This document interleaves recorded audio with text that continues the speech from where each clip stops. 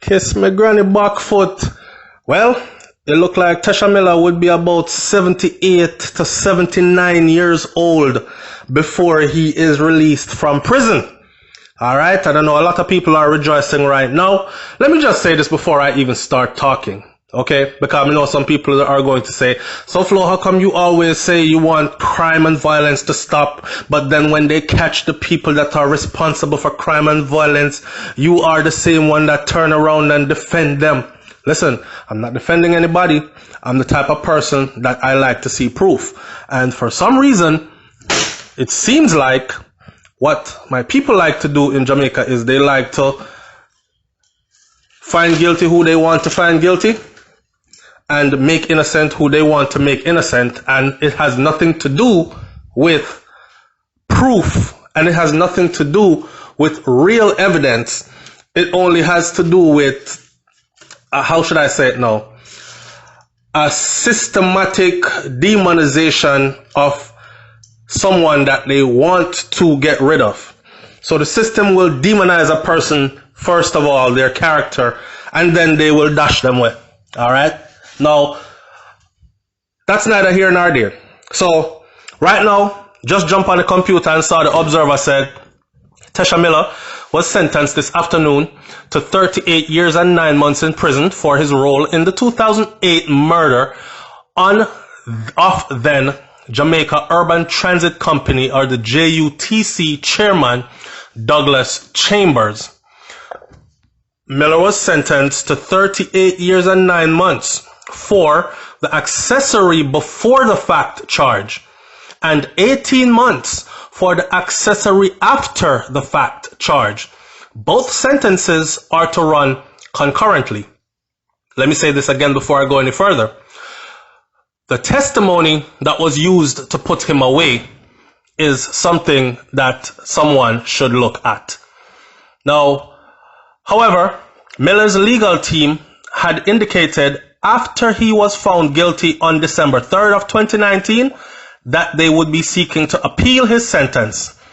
After deliberating for 3 hours and 12 minutes, a jury consisting of 6 women and 1 man handed down a unanimous guilty verdict in the Supreme Court.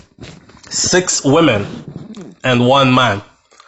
The 40-year-old St. Catherine welder and father of 5, who was charged with being an accessory before and after the fact in relation to the June 27th of 2008 killing, was convicted on the 11th day of the trial that started on November 13th of 2019. It was one of the quickest trials I'd ever seen. It was one of the quickest guilty verdict and one of the quickest sentencings I've ever seen. It was one of, so in December of 2010, Miller was convicted of robbing a man of his motor car.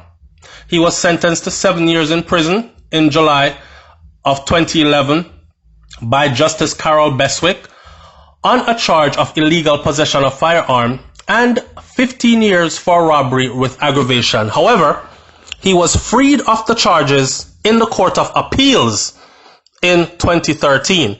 So in other words, then he had been down this road before with the system, and it was through the Court of Appeals that he was able to gain his freedom, right? So I guess some of you are saying the Court of Appeals don't work because look from when Vibes Cartel are wait for him, look hear something from them and all. No. Anyhow, I dug up some things because I was looking into this whole Tesha Miller thing, and it is in no particular order, but it goes something like this. So let me say my disclaimer. I don't know this man to be a gang member. He himself has denied all these accusations, and I have no proof whatsoever that these accusations are true.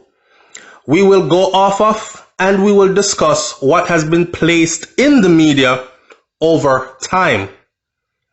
Reputed Klansman boss. That's the title that a lot of people said he goes by. However, Tesha has always maintained that the only clan he knows of is his family. And his family has been embroiled in battle with Jamaica law enforcement for quite some time, right? Now, I learned about Tesha Miller's brother, who was found dead on April 27th of 2015. Then I learned about Tesha Miller's mother and the story that the Star posted in 2016, that she was worried. She said she was worried for her other children because it's like they're all marked because of whatever it is that's going on with our law enforcement officials in Jamaica and her children, right? His mother worried story came out in August of 2016 after his brother was killed in April of 2015. Then Tesha Miller's mother and other brother actually sued the government. August 18th of 2017, that story was printed in the Jamaica Gleaner. So they have even been down the road to where they actually sued the government, right? And what came out of that lawsuit? So here was Tesha Miller, sued the government, win. Went to jail, prison, convicted, sentenced, beat it on appeal, came out. So now he was looking like, oh, so you think you're some invincible bad man? Okay. I bet so when we hold you again, you're not going nowhere. Then there was a story where a sister of Tesha Miller was murdered December 9th of 2011. These are things that I've been digging up on this man and his family and their storied past with our law enforcement in Jamaica. And the headline of the story said the sister of gang boss was murdered. Now, he had always been placed in the media as gang boss, and he has always denied that he is a gang boss. Right? Let me just put that out there so people don't say, hey boy, SouFlo, you call a man gang boss. You know, you're the man saying, I don't know, gang boss. I don't know. You heard my disclaimer before. My disclaimer was that I do not know this man to be a gang member. He himself has denied all these accusations, and I have no proof whatsoever that these accusations leveled against him are factual. So we will only go off of what has been put out in the media over time for discussion's sake only. When asked, Tesha Miller replied, "Family is my only clan." Sitting up there in court, they asked him, are you clan's boss? And he said, family is my only clan. And there was an article printed, family is my only clan, says Tesha Miller, in the Jamaica Gleaner. These are all headlines that you can actually go Google them and you will get a full story as they were printed out. All right. So this blindfolded ex-gangster testifies in court against Tesha Miller. Witnesses in Tesha Miller trial says he prefers prison. This is the same guy that testified. So I went and I did a little digging. And it turns out that this so-called witness in Tesha Miller's case, trial, his testimony was what put him away. But is it okay? And this is what I'm going to ask my audience. Is it okay to use the testimony of someone who himself is in prison for, say, murder or rape or any one of these heinous crimes? He has taken lives away and suddenly he wants to be good. And suddenly we're supposed to believe that he wants to rid the streets of others that did what he did. Let it be known to the public that Tesha Miller got up, well, he said in court, while this guy was testifying. Remember, I know them said the man blindfolded, him face cover up everything, but his body was brought into court so as to hide his identity, right? Let it be known that Tesha Miller actually said to them, I don't know this man. I don't recognize this man. I don't know this man. Me and this man has never had any type of a conversation. So where do they go from there?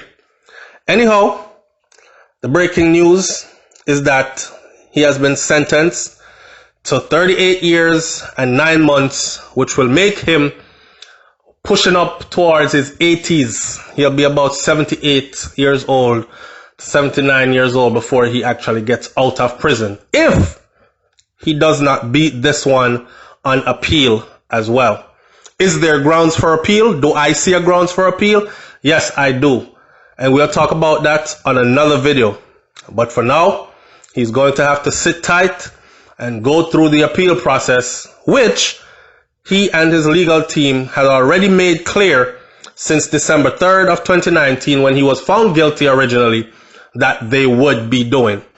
It's SouFLoTV, man. Like, comment, share, subscribe. Leave your comments in the comment section below. Please keep it clean and respectful. And also, please remember, hit that subscribe button, but also hit that bell.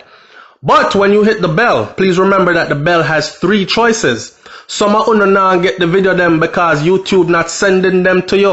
And YouTube not sending the video them because you didn't hit the option on the bell that says send me all videos. So go make sure you do that. Alright? And make sure you tune into my other channel, which is SouFLoTV, which I do all my other topics outside of Jamaican or Caribbean stuff. See you then. I'm out. Peace.